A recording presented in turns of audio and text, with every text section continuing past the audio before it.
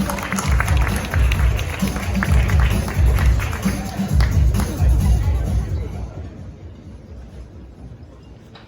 evening, everyone, and I thank you all for being here to help us celebrate. We're making a big announcement tonight. Petra, as you can probably tell from my accent, Australian. We've just opened a new office in Vancouver, and so tonight we're celebrating, and we're really glad that you can all be here to help us to celebrate this big milestone for Petra and my company.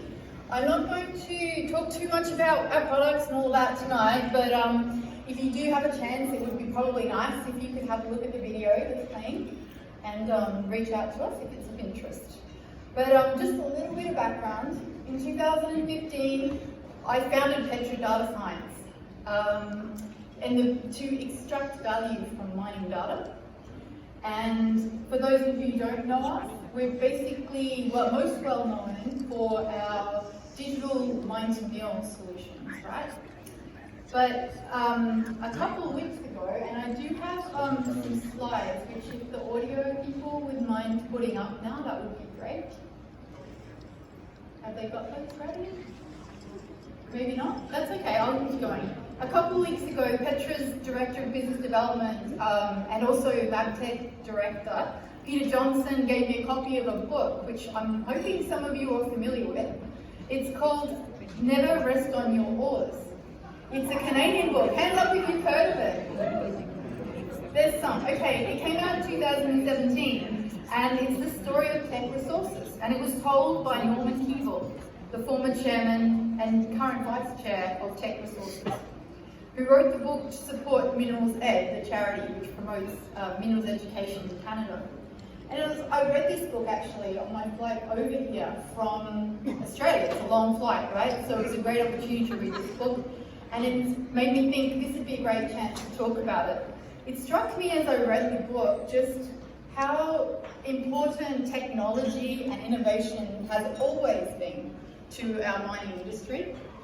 We sometimes think that technology is like this new thing, but I'll just give you an example from the book actually.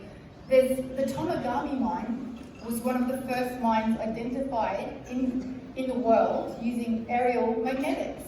And aerial magnetics is a technique which we all take for granted these days, but it was actually pioneered as a technology here in Canada. And it was pioneered by Dr. Norman Keevil, who is the father of Norman Keevil Jr. So as I'm reading this story, I'm just impressed by the level of risk that we take in mining, the amount of innovation that we need to do in order to mine complex ore bodies. We're not manufacturing here, are we, people? You know, we've got to create new solutions all the time. So this book is not just about technology innovation, there's also some amazing geology. And I know as a prospectors event as well, some of you will be very interested in the geology in the book too, so I encourage you to read it.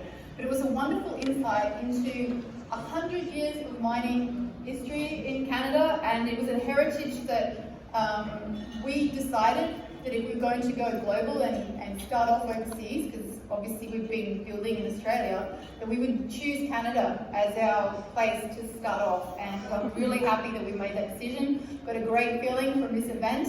It's my first PDAC, and I'm really glad that we're here this evening to celebrate with you.